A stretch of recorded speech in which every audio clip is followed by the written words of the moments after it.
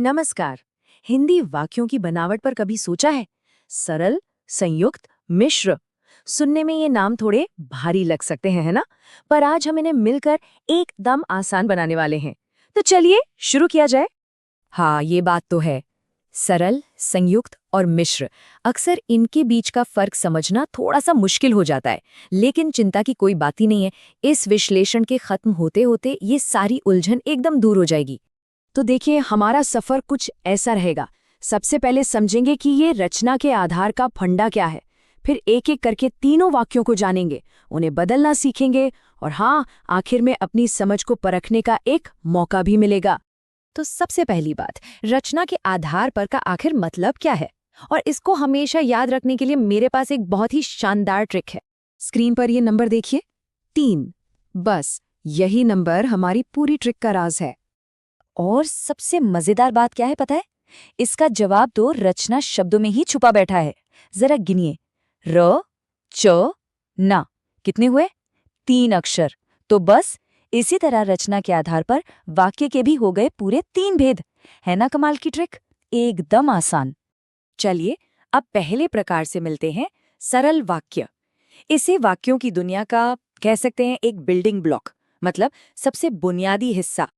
देखिए, सरल वाक्य की पहचान बहुत ही सीधी साधी है। इसमें एक होता है उद्देश्य, यानी जिसके बारे में बात हो रही है, और एक होता है विधेय, यानी जो बात हो रही है जिसमें मुख्य क्रिया होती है। बस एक कर्ता, एक क्रिया, बात खत्म। जैसे ये उदाहरण देखिए, मुकेश पढ़ता है। यहाँ उद्देश्य कौन है? मुकेश। और विधेय क्या है? पढ़ता है। एक उद्देश्य, एक विधेय। बस ये हो गया एक परफेक्ट सरल वाक्य। चलिए अब अगले लेवल पर चलते हैं। ये है संयुक्त वाक्य। यहाँ मामला है दो बराबर की ताकत वाली चीजों को जोड़ने का। संयुक्त वाक्य में क्या होता है? दो या उससे ज्यादा इंडिपेंडेंट यानी कि स्वतंत्र सरल वाक्य जुड़े होते हैं। और सबसे जरूरी बात यह है कि अगर हम इन्हें अलग अलग भी कर दे तो भी दोनों वाक्यों का अपना पूरा पूरा मतलब निकलता है। अच्छा, इन वाक्यों को पहचानना बहुत आसान है। बस इन जोड़ने वाले शब्दों यानी योजकों पर नजर रखिए। और, इसलिए, किंतु, परंतु, लेकिन, पर। ये शब्द दिखें तो समझ जाइए कि ये एक संयुक्त वाक्य होने की पूरी पूरी संभावना है। जैसे कि वह सुबह गया और शाम को लौट आया। यहाँ और ने दोनों को जोड़ा है। अब जरा सोचिए, वह सुबह गया ये अपने आप में एक पूरा वाक्य है, और शाम को लौट आया इसका भी अपना पूरा मतलब है। देखा, दोनों स्वतंत्र हैं। और अब आते हैं तीसरे और अक्सर सबसे ज्यादा कंफ्यूज करने वाले प्रकार पर, मिश्र वाक्य। यहाँ एक वाक्य मेन होता है और दूसरा उस पर डिपेंडेंट यानी कि आश्रित। तो मिश्र वाक्य को एक फिल्म की तरह समझिए। इसमें एक हीरो वाक्य होता है जिसे हम मुख्य उपवाक्य कहते हैं, और एक या एक से ज्यादा साइडकिक वाक्य होते हैं जो आश्रित होते हैं। और ये साइडकिक वाक्य अपना पूरा मतलब बताने के लिए हीरो पर ही निर्भर करते हैं। अच्छा, मिश्र वाक्यों को पहचानने के लिए भी कुछ खास शब्द हैं, जैसे कि, जो, क्योंकि, जब, यदि, तो। ये शब्द जहां दिखे समझ जाइए कि वहां एक आश्रित उपवाक्य शुरू हो रहा है। ये उदाहरण देखिए, इससे सब कुछ साफ हो जाएगा। मैं जानता हूं कि तुम्हारे अक्षर अच्छे नहीं बनते। अब जरा सोचिए, अगर कोई सिर्फ इतना कहे, मैं जानता हूं, तो सवाल उठेगा ना, क्या जानते हो? वाक्य अधूरा सा लगता है।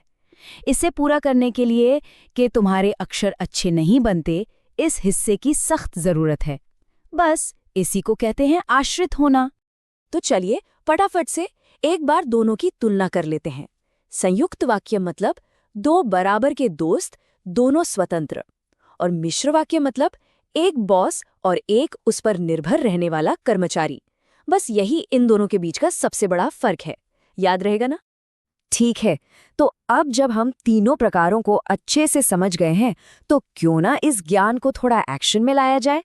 चलिए देखते हैं कि वाक्यों को एक रूप से दूसरे में बदला कैसे जाता है। यहाँ देखिए, हमारे पास एक सरल वाक्य है, रमेश हंसकर बोला। अब इसे संयुक्त बनाना है तो हम क्या करेंगे? हम एक क्रिया को दो में तोड़ देंगे, तो ये बन जाएगा रमेश हंसा और बोला। हो गए ना दो स्वतंत्र हिस्से। अब इसका उल्टा करते हैं, मिश्र से सरल। वाक्य है, जब मैं रजत के घर गया तब मेरा आदर सत्कार हुआ। इसको सरल बनाने के लिए हम इसे छोटा और सीधा बना सकते हैं। रजत के घर जाने पर मेरा आदर सत्कार हुआ। देखा आपने? अब इसमें एक ही मुख्य क्रिया बची है। ठीक है, बहुत कुछ सीख लिया। अब समय आ गया है इस सारी जानकारी को टेस्ट करने का। तो तैयार हो जाइए, अब आपकी बारी है। स्क्रीन पर देखिए, यहाँ 3 वाक्य दिए गए हैं। पहला है, मैंने एक पक्षी देखा जो घायल था। दूसरा, प्रिय बोलो पर असत्य नहीं। और तीसरा, राकेश ने भोजन किया। अब इनका सही प्रकार क्या है, ये सोचना है। तो फिर सही मैच क्या होगा? ए के साथ क्या जाएगा, बी के साथ कौन सा, और सी का क्या?